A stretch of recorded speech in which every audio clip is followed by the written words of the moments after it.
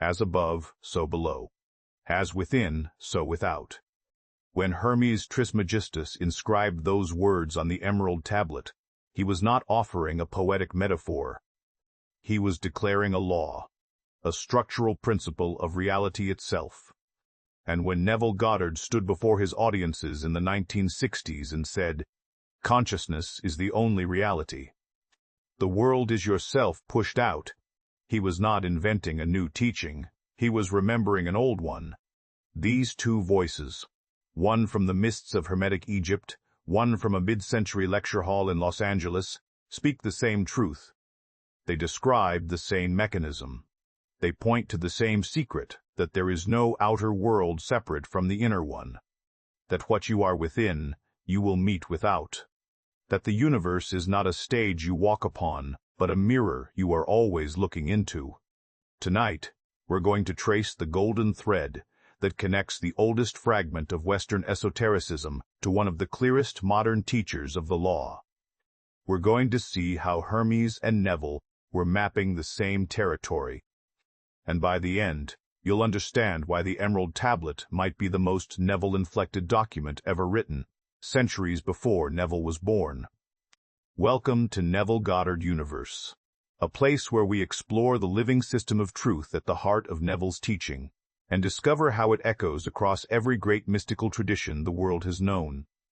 This episode is about convergence. The Emerald Tablet, a short, cryptic text attributed to Hermes Trismegistus, the legendary sage of ancient Egypt, has been called the foundation of all Western alchemy, Hermeticism, and occult philosophy. And yet when you read it with Neville's voice in your ear, you realize, this is not foreign territory. This is familiar ground. The language is different, but the doctrine is identical. We're going to walk through the tablet's most famous axioms and see them refracted through Neville's teaching. We'll explore how, as above, so below, is structurally the same as consciousness is the only reality. We'll look at Hermes' one thing and Neville's one cause. We'll decode the tablet's alchemical instruction to separate earth from fire, and see how Neville made that same distinction when he taught you to separate state from fact. This isn't just intellectual archaeology. This is practical magic, the kind that works because it names what is true. And if this exploration resonates with you, if it opens something or clarifies something, I'd be honored if you'd consider liking this video or subscribing to the channel.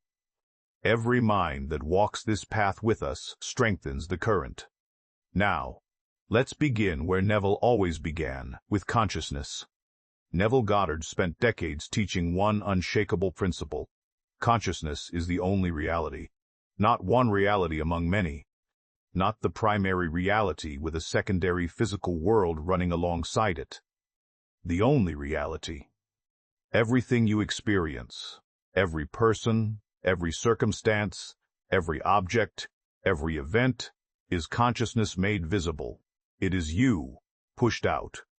He said it plainly in his 1960s lecture. Consciousness is the only reality.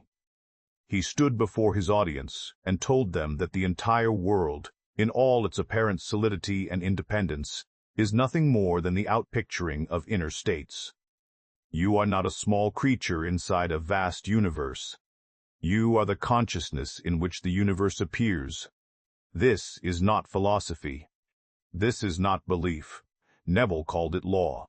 And like any law, it operates whether you acknowledge it or not. The world mirrors you because the world is you. What you are inwardly, you meet outwardly. Your assumptions harden into facts. Your inner conversations become outer speech. Your feeling of the wish fulfilled becomes the event in time. Let's bring this down to something concrete. Imagine a woman who assumes she is unwanted. She doesn't say it out loud. She doesn't broadcast it. But inwardly she carries the feeling, people don't choose me. I am overlooked. I am secondary. She goes to a party. She stands near a group of people, and they continue their conversation without including her. She applies for a role, and it goes to someone else. She reaches out to a friend, and the reply comes late or not at all. She says, "See? This is just how it is. The world is cold." But Neville would stop her there and say, "No, the world is not cold. You are cold toward yourself, and the world is showing you that coldness as if it were its own. The outer is not independent of the inner. It is the inner made manifest." And this is where Neville's teaching becomes radical, because if the outer is the inner pushed out, then there is no such thing as an objective outer. There is no neutral world out there that you must adjust to. There is only consciousness, your consciousness, projecting itself as experience. Now, Neville did not say that the physical world is an illusion in the sense that it's not real. He said it's not primary, it's real as an effect. But it has no independent cause. It cannot initiate. It can only reflect. The world is a mirror, not a source. This is why Neville could stand before someone who said, "But look at the facts. I don't have the money, the person hasn't called, the door is closed," and answer calmly, "The outer fact is the inner state made visible. Change the state, and the fact must follow." He wasn't denying the appearance. He was denying its authority. And here is the great implication of this teaching, the one that changes everything. If consciousness is the only reality, then every single thing you experience is telling you about your own inner state. Not about the world, about you. The difficult person in your life is showing you a difficult assumption you hold. The delay you're experiencing is showing you an inner hesitation or doubt. The abundance that seems to elude you is showing you an inner sense of lack. Neville called this, "The world is yourself pushed out." And once you see it, once you really see it, you can never again believe that anything just happens to you. There is no outside. There is only inside, made visible. Let's take one more example, this time from Neville's own testimony. A woman came to him and said her daughter was trapped in an unhappy marriage. The son-in-law was controlling, unpleasant, impossible. She wanted to know how to pray for her daughter. Neville told her, "Stop seeing him as controlling. Stop rehearsing his faults. Imagine your daughter telling you she is happy. Imagine the marriage healed. Don't try to change him. Change your inner speech about him." The woman did. She revised her inner conversations. She stopped narrating his failures, and within weeks the son-in-law softened. The marriage shifted, not because Neville performed a miracle at a distance, but because the woman stopped projecting an inner narrative of conflict, and the outer mirror had nothing to reflect but peace. This is Neville's doctrine of correspondence. Inner and outer are not two realms connected by causality. They are one reality, seen from two sides. What is above is below. What is within is without. What you are in consciousness, you meet in fact. Now hold that principle clearly in your mind. Because we are about to see that Hermes Trismegistus, millennia earlier, taught the exact same thing, in nearly the exact same words. The Emerald Tablet is one of the shortest and most enigmatic texts in the Western esoteric canon. No one knows exactly when it was written. Some say the 3rd century, some earlier.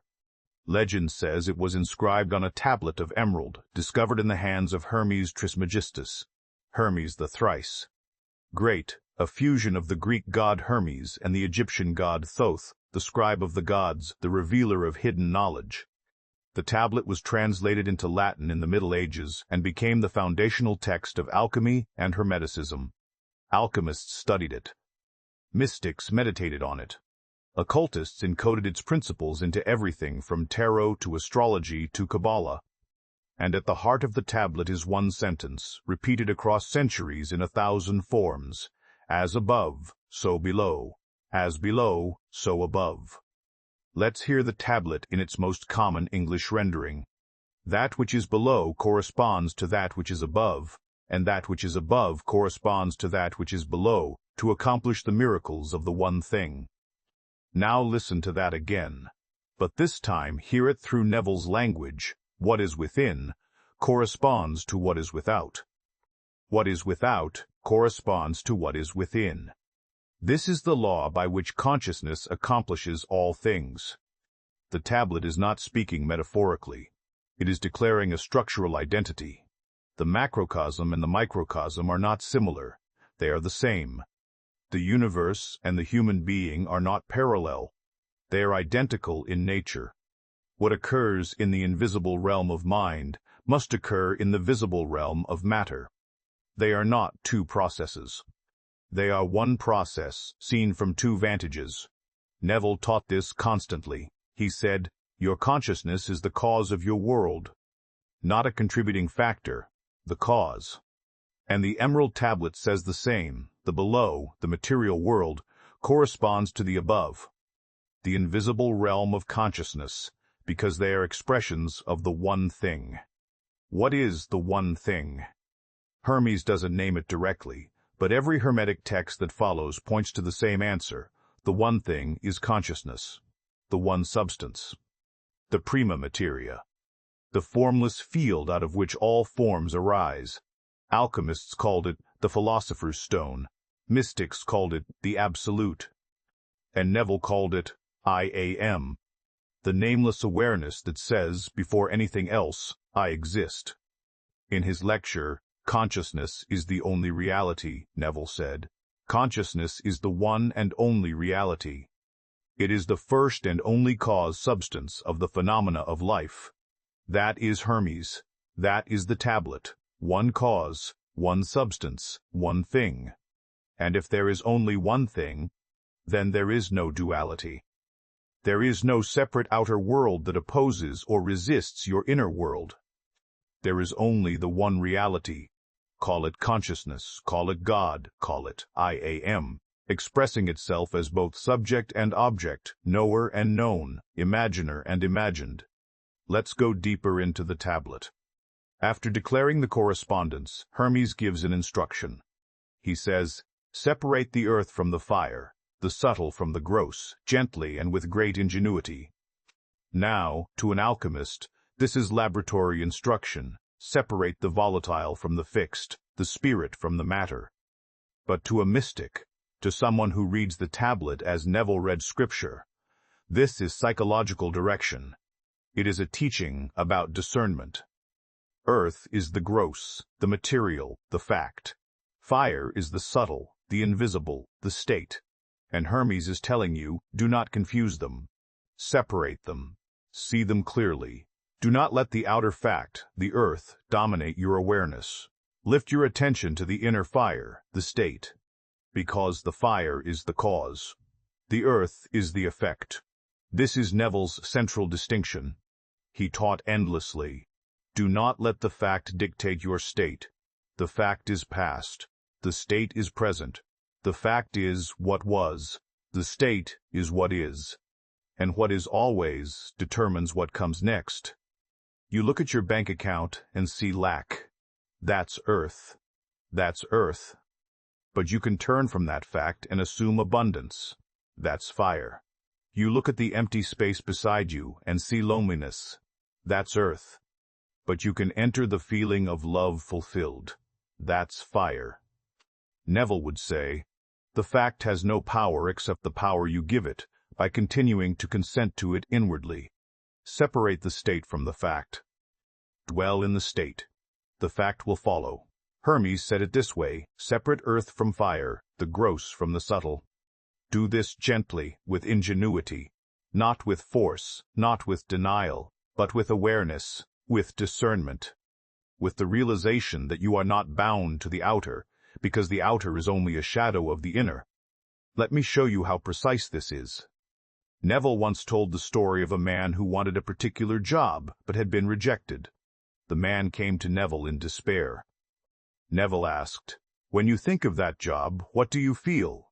The man said, "I feel disappointed. I feel like I failed."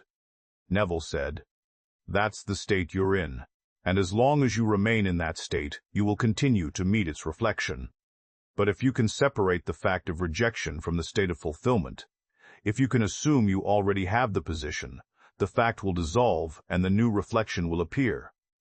The man did. He imagined congratulations. He felt the handshake. He assumed the state of employment. And within 2 weeks, the company called him back. A position had opened. The outer fact changed because the inner state changed. That is the separation Hermes speaks of. That is the alchemical work, not turning lead into gold in a laboratory, turning the gross fact into the subtle state in consciousness. And once you've made that separation, the tablet says you will possess the glory of the whole world, and all obscurity will fly from you. Neville would say it this way: you will possess the pearl of great price. You will walk through the world knowing it has no power over you, because you are the power by which it appears. Now, let's bring it all together. The Emerald Tablet declares, as above, so below. Neville declares, consciousness is the only reality. The tablet says there is one thing, one cause. Neville says there is one power, and you are it. The tablet instructs you to separate earth from fire. Neville instructs you to separate fact from state. These are not similar teachings. They are the same teaching, spoken in two languages.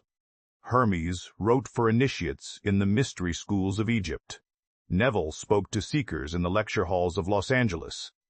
But the law they taught is identical, and the promise they made is the same: know this, and you are free. As above, so below. The universe is as you are.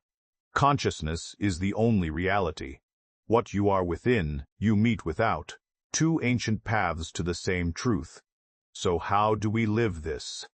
How do we take the principle, as above, so below, or consciousness is the only reality, and make it operative in our daily life?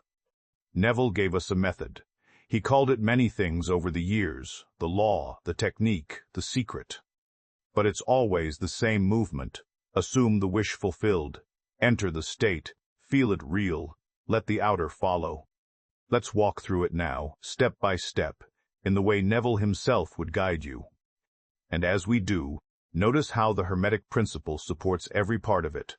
First, identify what you want, not vaguely, not as a wish floating in the air. Name it clearly.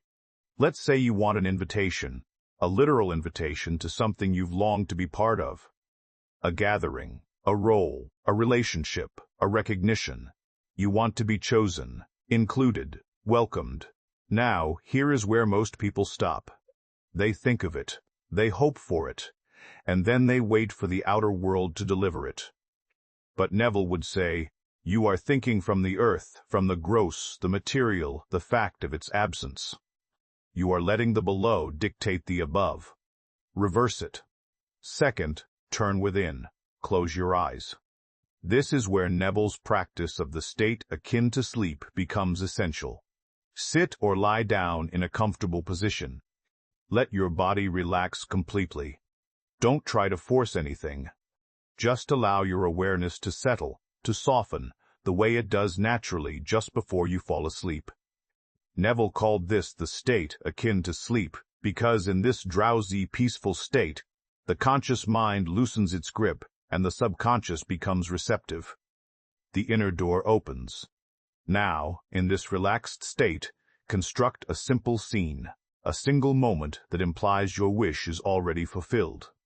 Not the whole story, not the journey, just one vivid snapshot. Hermes said, the subtle must be separated from the gross. So leave behind the outer facts, the silence, the absence, the waiting. Lift into the subtle, the feeling of the wish fulfilled. For the invitation, the scene might be this. You are holding the invitation in your hand. You feel the texture of the paper. You see your name. Or perhaps the scene is even simpler. Someone you trust says to you, congratulations, you're in. You hear their voice. You feel their handshake. You feel the warmth of belonging. Neville would say, do not watch yourself in the scene from a distance, as if watching a movie. Be in the scene. See it from your own eyes. Make it first person, because you are not imagining something happening to someone else. You are assuming it has happened to you. Third, loop the scene. Repeat it gently, over and over in this drowsy state. Let it become familiar. Let it feel natural. Hermes said to do this work gently and with great ingenuity. Do not force it. Do not strain. Just rest in the feeling of the wish fulfilled. Let the scene imply success, and let your body respond as if success is present. This is the separation. The outer fact may still be saying, no invitation has come. But you have lifted your consciousness into the inner state where the invitation is already real. You are dwelling in the subtle, not the gross. You are living from the above, not the below. And by the law, Hermes declared and Neville demonstrated, the below must conform. Fourth, and this is crucial, drop it. When the scene feels natural, when you feel a quiet sense of relief or fulfillment, let it go. Do not revisit it compulsively throughout the day. Do not check the outer world obsessively to see if it's appeared yet. Neville said, the outer world will reflect the inner world, but not necessarily on your timetable. Trust the law. Hermes said, you will possess the glory of the whole world, and all obscurity will fly from you. Neville said, it is done. Both are telling you the work is complete the moment you assume the state. Now, one more layer. Neville also taught revision, the practice of rewriting the past in imagination. And here again, we see the Hermetic principle at work. If the outer is only the reflection of the inner, then you can change the reflection by changing what is held in consciousness. Let's say you had a conversation today that left you feeling dismissed. The fact is, the conversation happened, and it was unsatisfying. But you are not bound to that fact. Tonight, before you sleep, replay the conversation in imagination. But this time, hear it differently. Hear the other person respond with warmth, with respect, with interest. Feel the conversation end well. You are not lying to yourself. You are separating the subtle from the gross. You are choosing which state you will carry forward. And by Hermetic law, the state you assume will outpicture. The person may shift, the dynamic may heal. Or you may simply stop attracting that kind of dismissal, because you no longer consent to it inwardly. This is practical Hermeticism. This is applied Neville. As above, so below. What you revise within, the world will reflect without. One final note. The Emerald Tablet says this work is done to accomplish the miracles of the one thing. Miracles, not metaphors. Actual shifts in the material world that seem impossible by ordinary logic. Neville promised the same. He said, try it. Dare to assume the state, and watch the world rearrange itself to match. The tablet and Neville agree. When you align your inner state with your desire, the outer world must yield. Not because you are manipulating matter, but because matter is consciousness. It has no choice but to reflect. So tonight, or whenever you choose, take one thing you desire. Construct one scene that implies it is done. Enter the state akin to sleep, and gently, with ingenuity, separate the subtle from the gross. Assume the wish fulfilled. And then watch as above becomes below. Let's step back now and ask the larger question, why does this matter? Why does it matter that Hermes and Neville say the same thing? Why should it move us to know that a fragment of Hermetic Egypt and a 20th century mystic from Barbados are teaching the same law? Because it tells us something extraordinary about the nature of reality itself. It tells us that the truth is not local. It is not bound to one culture, one era, one language.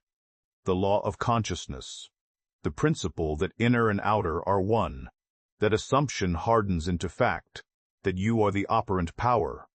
This is not a teaching. It is a discovery.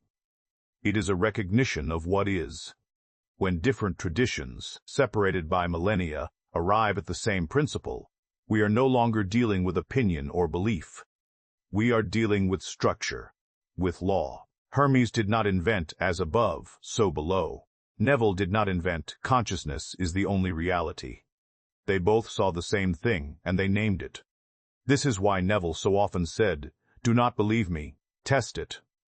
And this is why the Hermetic tradition was never meant to be accepted on authority. It was meant to be verified through experience. The alchemists did not read the Emerald Tablet and then wait for someone to tell them if it was true. They went into the laboratory, the outer laboratory of metals and fire, or the inner laboratory of mind and imagination, and they tested it. They separated earth from fire. They observed the correspondence, and they knew. You are being invited to do the same. Not to believe that consciousness is the only reality, but to assume it is, and then watch your world conform. Not to accept that as above, so below, but to enter a state in imagination and see it reflected in fact. And here is the deeper implication. If the outer world is the inner world made manifest, then the outer world is not the problem. It never was. The problem was always the mistaken belief that the outer was independent, that it was cause, that it had authority. The moment you see through that belief, the moment you recognize the mirror for what it is, you are no longer at the mercy of circumstances. You are the author of them. Neville and Hermes both knew this. They both taught it. And they both made the same promise. Know this law, and you are free. Not free from the world, but free in it. Not free from matter, but free to shape it from within. You possess, as Hermes said, the glory of the whole world. You walk, as Neville said, as God in human form, imagining and experiencing your own imaginal acts made visible. And perhaps the reason these teachings resurface again and again, in Egypt, in Judea, in India, in modern Los Angeles, is because the truth must be remembered. Every generation, every seeker, must discover it anew, not as dogma, but as lived experience, not as history, but as presence. You are standing at the convergence now. You hold the Emerald Tablet in one hand and Neville's lectures in the other, and you see they are one book, one teaching, one law. As above, so below. Consciousness is the only reality. The world is yourself pushed out. So what do we carry forward from this? If Hermes and Neville are teaching the same truth, what does that mean for your life tonight, tomorrow morning, in the moment, just before you fall asleep? It means you no longer have to treat the outer world as fixed. You no longer have to bow to the facts. You can separate the subtle from the gross, the state from the fact, the inner fire from the outer earth. And you can choose, gently, with ingenuity, with imagination, which state you will dwell in, and the world will mirror it. Not because you hope it will, because it must. That's the law. If this exploration has meant something to you, if it has clarified something or opened something, I'd be truly grateful if you'd take a moment to like this video or subscribe to the channel. Every person who joins us here strengthens this work and keeps these conversations alive, and I am honored to walk this path with you. Tonight, before you sleep, assume one thing. Just one. Don't make it complicated. Don't make it distant. Assume something is already done. Feel it. Let the feeling fill you. Let it become the last thing your consciousness holds before you drift into sleep. Because what you hold in consciousness as you fall asleep is what you will meet when you wake. That is the miracle of the one thing. That is the glory of the whole world. That is Hermes and Neville speaking as one voice across time. As above, so below. As within, so without. The world is yourself pushed out. You are not waiting for the outer to change. You are the change, assuming itself into form. And when you know that, when you really know it, all obscurity flies from you, and you stand in the light of your own imagining, free. Rest in that tonight. Assume it, and let the mirror do what mirrors do.